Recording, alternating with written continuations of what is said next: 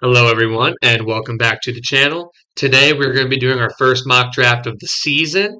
This is the 2026 Jake Branco mock draft 1.0. I know we're getting pretty close to draft, not to draft season, to the draft in about a month.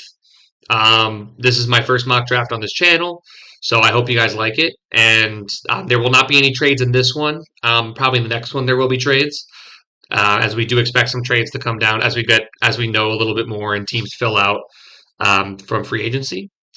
But without further ado, let's go ahead and get right into it with the Raiders on the clock at number one.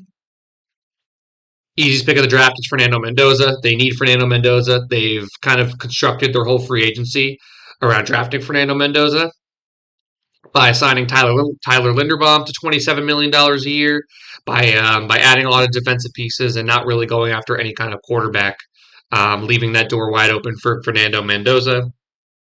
I'm not really going to spend too much time on it. He's going to be the number one overall pick. His ADP is one because nobody else is taking him outside of number one. Number two is where it gets interesting for the Jets. I mean, the Jets can go a lot of different ways with this pick. I think you can even see guys like Sonny Styles go up to number two. But honestly, at the end of the day, I think the Jets are going to try to find a game changer at this number two overall pick. Since there's not a quarterback available that they would take, I think they are going to try and get a game changer. And I think that is going to be David Bailey. David Bailey's quick off the edge, very, very slim build, right? The only problem when you're talking about David Bailey is can he stop the run? But if you're drafting a defensive end this high in the draft, you want him to rush the passer, right? Micah Parsons isn't great at stopping the run, but you don't care because he gets 13 sacks a year. So good player in David Bailey. Where do they see his height and weight here? There it is. Yeah, 6'3", 250. So he's definitely very light. I think he'll probably bulk up to about 265 probably by his pro day. I'm sorry, 265 by the draft, maybe up to 255 by his pro day. I think they are going to get him to bulk up a little bit. But the big conversation here is him or Arvell Reese. And I think there are going to be some teams, I think probably about half to maybe 20 teams, are going to see Arvell Reese as more of a linebacker and not as a edge player. And I'm just going to take a shot and say the Jets are one of those teams. The Jets have a couple of beefier guys on the edge, and I think they could use David Bailey as that change of pace. Potential 3-down player, but I see him more as a 2-down player. But he could be a real game changer as a pass rusher at number two. The Cardinals, it's always going to be Francis Mauigoa for me. It's simple. You can make an argument for Arvell Reese, but I just think they need offensive line so badly. Whether he ends up slotting inside a guard or sticking at tackle, he needs to. The Cardinals need an offensive lineman really badly. Their quarterbacks are getting killed. They're getting down early. They're throwing a bajillion passing attempts a game. Francis Mauigoa out of Miami, it would be a great pick for them, and I think it's needed because as you see, their needs is QB, D line, and linebacker. You're not really going to take any of those positions this high, even though Sonny Styles is great, and there's just no quarterback available. Number four, the Titans. After their free agency, I've leaned more on BPA. I know some people. You can see their needs. It's a lot on the offensive side of the ball, especially running back, center, guard. Those are positions that you're going to get later, but I still think this is the best player available, and I think that is Arvell Reese. I think the Titans are going to look for value here, and Arvell Reese, who's been pegged as a top 2 to 3 pick this whole draft season by most people, are going to get him at number four, and I think they're going to be very happy with it. They'll probably play him off the edge and probably find good success with it. He's a really good athlete. You'll see that at his pro day.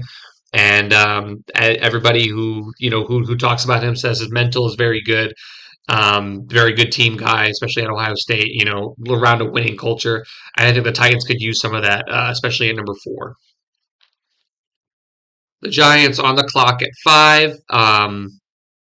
As a Giants fan, again, I do all of these unbiasedly. I'd be shocked if they took a running back, if I'm being honest with you, with Cam Skadabu and Tyrone Tracy, but I will not rule it out.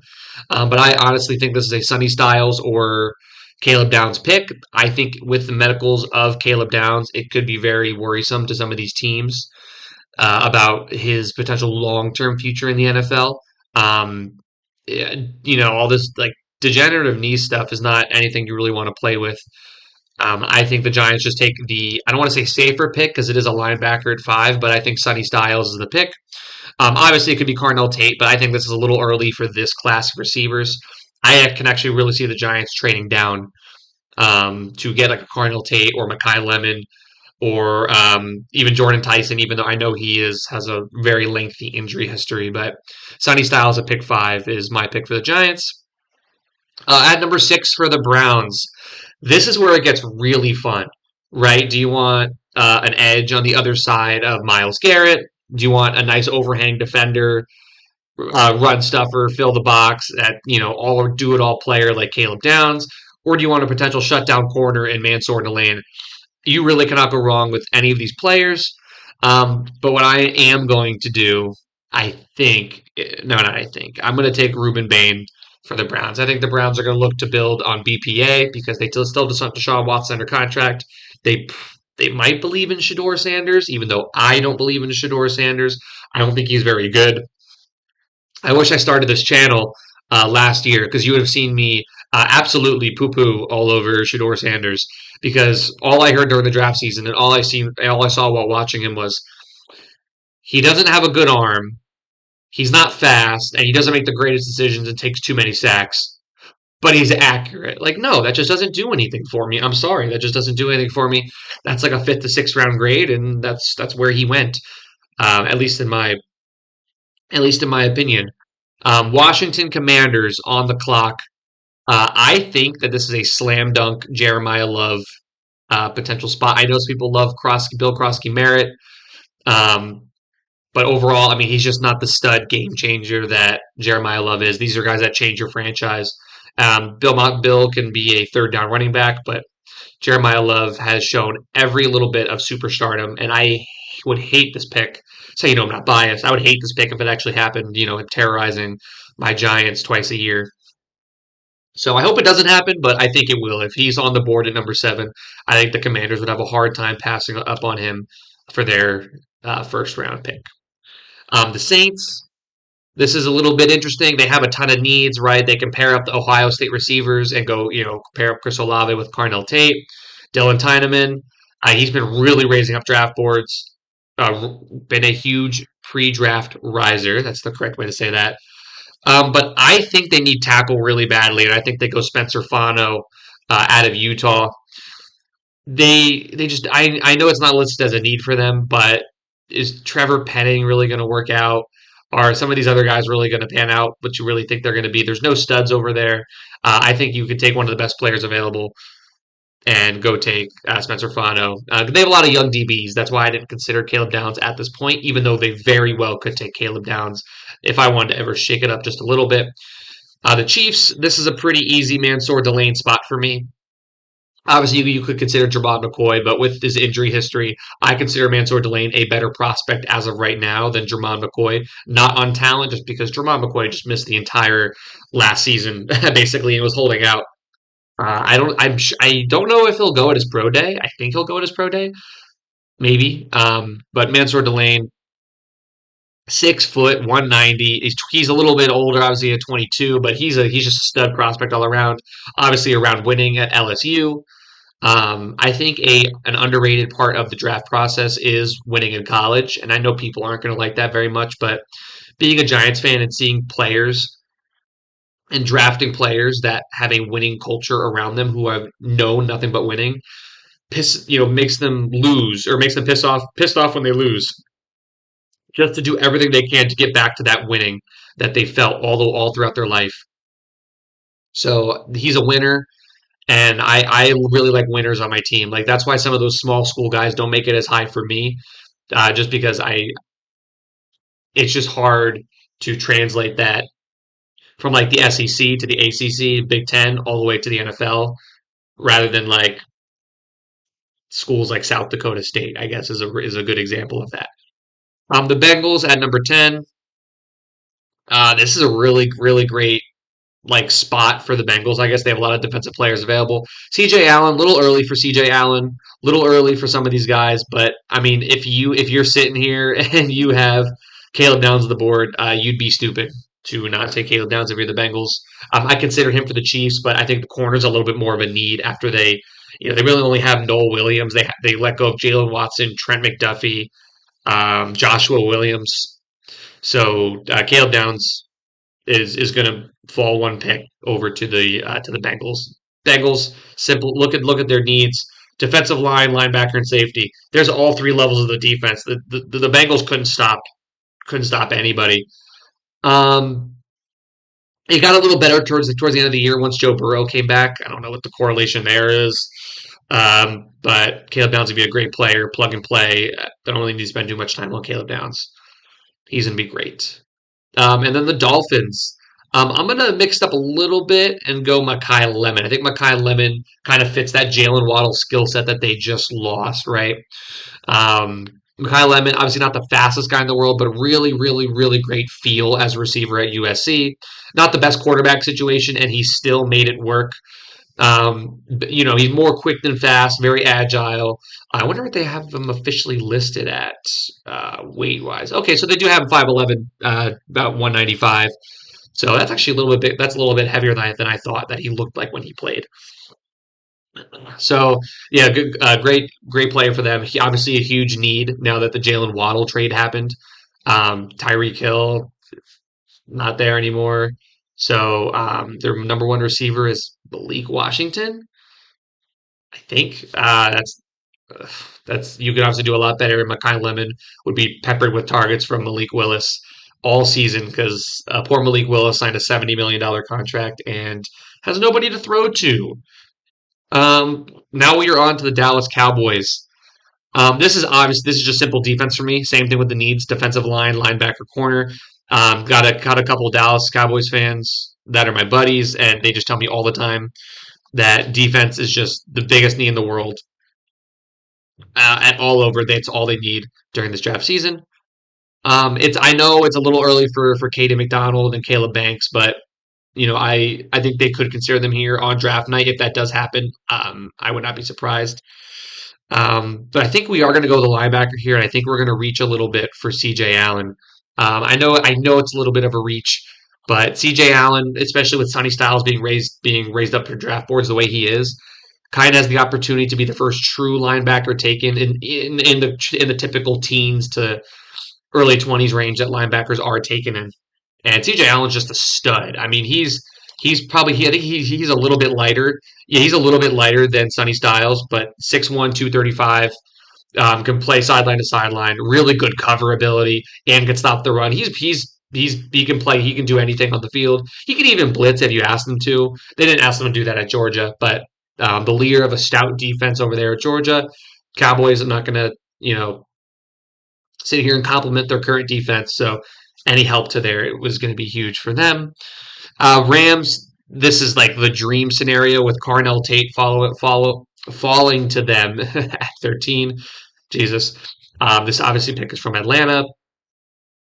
Terrible decisions that the Atlanta Falcons have made over the past couple of years. Oh, just hurts my head. Carnell Tate, easily just the cleanest wide receiver prospect we have. Obviously, Mekhi Lemon has some concerns with his actual breakaway speed. Jordan Tyson has concerns not about his play, but about his injury history. It's very lengthy. And Carnell Tate's just the cleanest prospect we have. So I do expect him to go first. Although I did mock Mekhi Lemon earlier, I just think I'm trying to be a little bit different and seeing how the board plays out. But Carnell Tate to the Rams at 13, if that is available, will be a slam dunk pick. And I think a team might even trade up for him if we were doing trades. A team like the Cowboys can easily trade up for him. A team like the Dolphins can easily trade up, or the Chiefs could even trade up for him if he does get there. The Ravens, simple. It's a lot of offense for me. You can obviously make an argument for Ayane and Monroe Freeling, but I just don't see them going with a tackle at this point in time. You can obviously move Monroe Freeling to guard. This is kind of like a 3-tackle class between Spencer Fano, Monroe Freeling, and Francis Mauigoa. But I think they're going to go defense. I think they're going to shore up with what's already good. And I think they can go Dylan Tyneman out of Oregon. I hope I'm saying that right. I've heard announcers say a couple different things. Dylan Tyneman's really great safety out of Oregon. Really played great last year and rose up in the last couple months through this draft process. If I would have done this mock draft like 6 months ago, he wouldn't even have sniffed the first round. The Ravens get a good safety in Tyneman. The Bucks. This is pretty simple for me. It needs to be Kenyon Sadiq. Cade Otton is fine. He is a fine tight end two. He is not a tight end one. I understand the Bucks need everything on defense. I mean, yeah, edge and linebacker. You can even say corner in there. They just lost Jamel Dean to the Steelers. They're running out guys like Jacob Parrish, and they're fine, but they could definitely use another. Okay, wait. Oh no, they have edge and corner. They don't have line. No, no. I was looking at the Jets. Yeah, so I don't know why they don't have corner listed. Antoine Winfield's great in the back end. He could use a partner in crime, but I think the offensive capabilities with Kenyon Sadiq are just so high. He's more of like an inline. He can even play a slot receiver role for you. I mean, he's 6'3", 240. He's like a little lighter than tight ends really should be. He's like kind of Evan Ingram size, but he's going to be a great receiver. In line, whether you spread him out wide, he's an okay blocker. You can get by. He's no Tyler Warren from last year. Putting him this high can be a little aggressive, but that's why you go class to class. That's why you don't just put classes against each other where the talent is different, the quarterbacks are different, the defensive players are different, and that really can push tight ends up draft boards. The Jets. Jets at number 16. This is kind of the pick I had the hardest time with because they need so much. They've traded away so many players. I'm going to go Keldrick Falk, and I'm going to put this out in the world. I do not like Keldrick Falk as a prospect. I do not. I do not like him very much. He's an edge rusher who cannot rush the passer. He's an edge setter. He is a very good run defender, and I cannot draft a run defender in the first round, really, or in the second round. I think he is the third round grade for me. But this is not my own personal draft. This is what I think will happen. And I think the Jets could very well draft Keldrick Falk to go from the other side of Jermaine Johnson. And I hope he can develop as a pass rusher, I guess. I'm going to hope so. Because he does not do that now. Lions, simple, Monroe Freeling. This is the most slam dunk pick of the entire draft so far. They need a tackle desperately, a left tackle to go on the other side from Penei Sewell.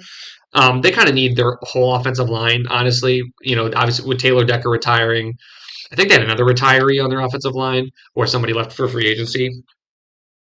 Um, the Lions have a couple needs. You can argue corner. I don't know why that's not needed on here either, but tackle is just the easiest thing, and the Lions could take care of corner later in the draft.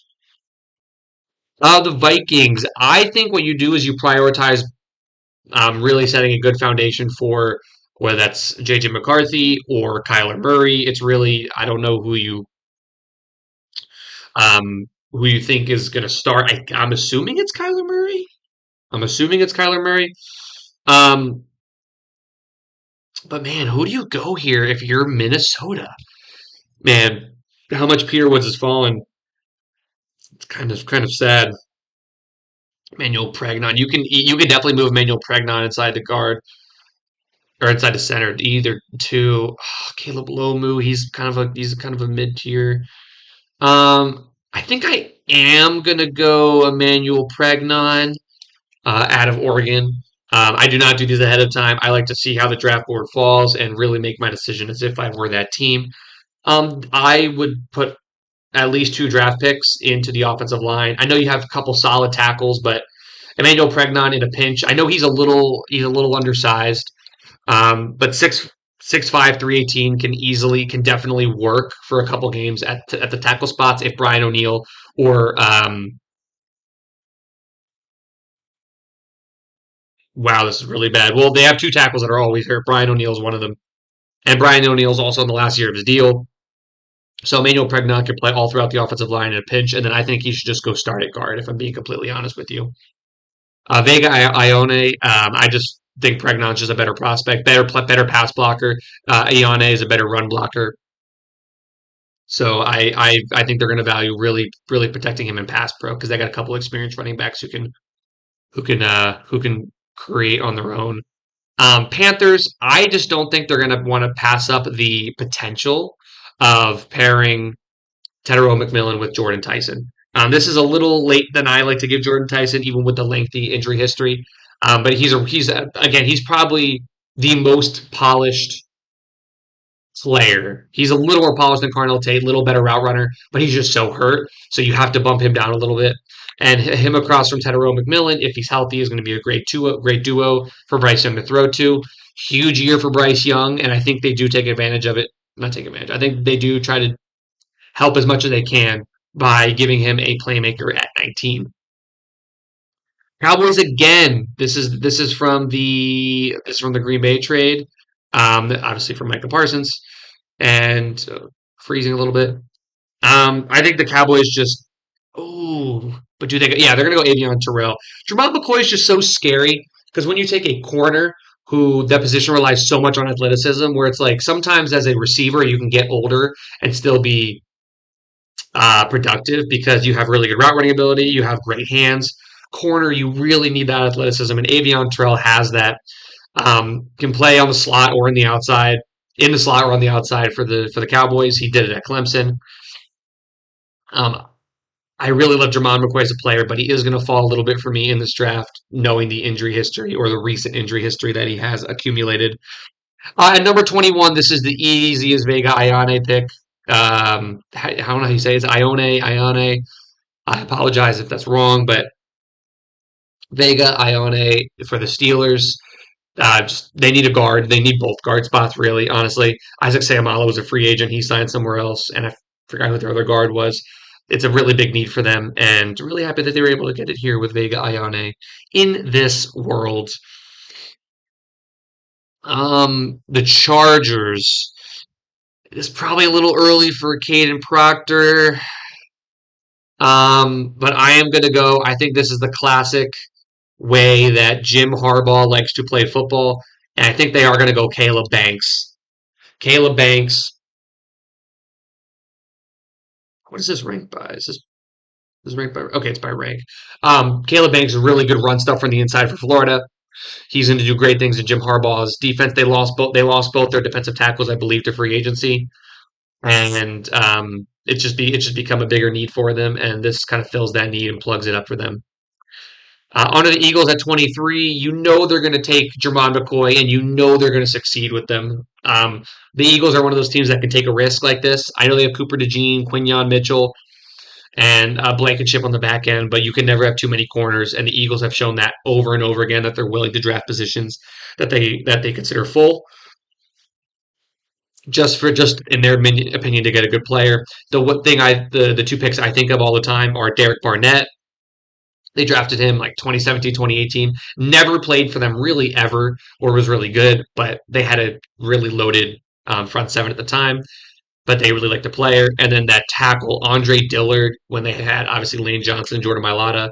Andre Dillard never played, but the Eagles can consistently pick players in position groups that they need, that they think are really good.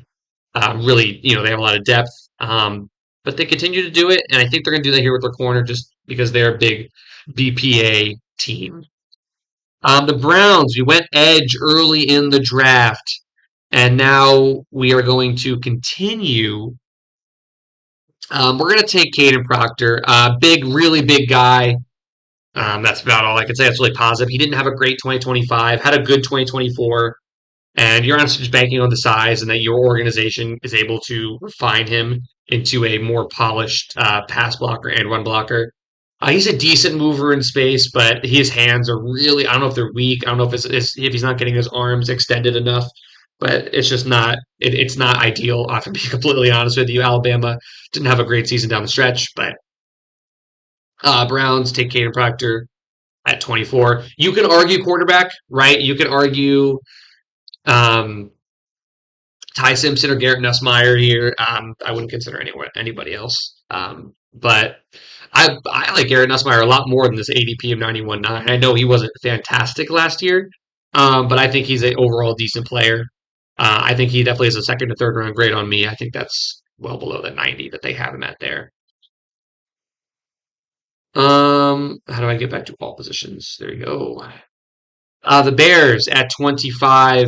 I think honestly, I think Caleb Williams is very well protected now. I think they upgraded their secondary by taking Colton Hood out of Tennessee. Really great player, the huge riser in the last couple weeks of the year and through the whole process. He's good size, same as Mansour Delane, 6'1", 21 years old, and really solid player for Tennessee. And I think he's gonna be really solid for the Bears too, being able to be corner three behind a couple of really good corners over there and be able to learn from guys like Jalen Johnson. Bills, I know they traded for a receiver. They need more. Give them more. They need more receiver. Omar Cooper, this is too high for Omar Cooper for me. Where's Casey Concepcion? I like Casey Concepcion for them. I think he's like a perfect downfield threat for Josh Allen to target. DJ Moore obviously is going to be one of the premier target guys on that team now, along with Khalil Shakir. I think Casey Concepcion will be a great third option. And I'm tired of them leaving receiver to just getting kind of a decent guy and then just kind of leaving it.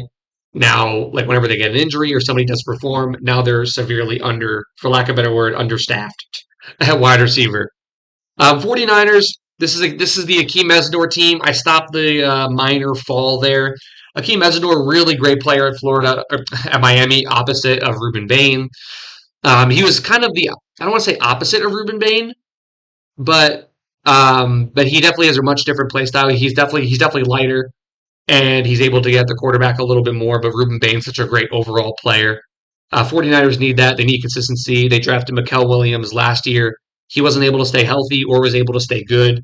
So this is a good edge pick for them at number 27, especially since Nick Bosa is recovering from an injury. This is good to shore up your depth. Um, the Texans, this is going to be Emmanuel McNeil Warren for me. And you have a lot of guys hitting free agency over the next couple of years that you can't pay, right? You already paid Will Anderson. You're paying Daniil Hunter. You paid Derek Stingley. You're going to have to pay Jalen Petrie. You're going to pay Kalen Bullock. You're going to have to pay um, Kamari Lassiter soon. I don't know how you're going to afford all of them. You can't. So I think finding a replacement for your safety, because I don't think they're going to re-sign Kalen Bullock. I think that's going to be the guy they let go. Actually, no, probably Jalen Petrie, honestly. He's probably hitting free agency a little sooner. Emmanuel McNeil Warren's going to be a great player. He can even play in the box for you in the first year before some of these guys hit free agency. Just shore up that defense because CJ Stroud has not been playing well. I don't know how much offensive line help they need, but I don't think there's one really worth taking here. That is either a center or a guard because I don't think you're not moving Blake Miller inside to guard. You could move Max inside to guard. I'm not trying to pronounce that last name. And then look, you're kind of going for a while before you see another decent guard with Chase Basantis out of Texas A&M. Chiefs. Who did we take earlier for the Chiefs? I forgot. Yes, Mansour Delane. Yes, Mansour Delane, shutdown corner, really needed for them. I think the Chiefs could honestly go with an edge here. I think they can go with somebody along the offensive line to replace some guys that are getting a little older. But I think they're going to go receiver here, and I think I like Denzel Boston for them a little bit more for the skill set that they need. We'll go Denzel Boston to the Chiefs at 29. I know people are going to want to take double DB here or take an edge. You can even argue linebacker with Leo Chanel moving in free agency, but I think wide receiver is a great thing for the Chiefs. Jump ball kind of player. I don't know if he's a jump ball type player, but he is a lot bigger, right? 6'4", 210. It's really going to be that speed that's going to be the biggest issue for him. But I think he's going to be a jump ball winner, outside receiver, possession style. I think it's what the Chiefs need. They need somebody after Travis Kelce retires to be that possession guy. The Dolphins at number 30. I think this is a great Caleb Lomu spot. The Dolphins need a bunch of offensive linemen. They need guard. They need tackle. And this Caleb Lomu is available here. Caleb Lomu should be a first round pick. I think he should sneak in. Although he's not on the same level as the other three tackles, I think at number 30 is completely fine for Caleb Lomu. Patriots on the clock at number 31. Man, did they already replace Will Campbell? No, I'm just kidding, but they probably should think about it. No, I'm just kidding. Will Campbell will be fine. He just got to get more NFL reps. Obviously, he's not look good, but this will end the fall of Peter Woods. I know it's not really a fall at this point. I know he just didn't play well through the season last year, but Peter Woods showed great 2024, and I think he has the potential to get back there. Mike Vrabel's got to coach him up a little bit. He can be back to his dominant 2024 self. Clemson was bad, man. They were so bad. Maybe just a change of scenery to a winning organization, as we talked about earlier, can put Peter Woods back in winning ways to a team who just won the or made it to the Super Bowl. Seahawks, it's pretty simple. They lost some edge players. I think it is going to be Cassius Howell for me. And that's basically your draft, right? The Seahawks lost some guys after winning the Super Bowl. They lost. That's pretty bad. I can't remember their edge player that went somewhere for like a 3-year deal. But here's the draft. Um, Tell me what you guys think of it. Tell me what you guys would change. Please let me know. I want to know. I want to get your opinions. And my favorite pick of this entire draft is honestly probably the Lions taking Monroe Freeling at 17. Just a huge need, and I think that could really shore up and get that offense to go. But other than that, you guys have a wonderful day and have a good upcoming weekend with the draft coming in a couple weeks here. Get ready for it. And next video is going to be a baseball video. So stick around for it. See you guys later.